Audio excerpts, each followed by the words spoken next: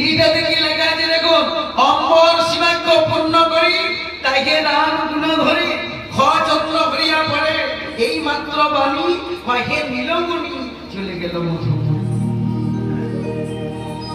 চিঠিটা পড়ে দেখলো কি লেখা আছে, যাবার সময় চিঠি অম্বর শিবাক্য পূর্ণ করি। অম্বর মানে কি? কে বলবেন? অম্বর মানে আকাশ, গগন, সূর্য। এখন পরে পরে পরে পরে অম্বর শিবাক্য পূর্ণ করি।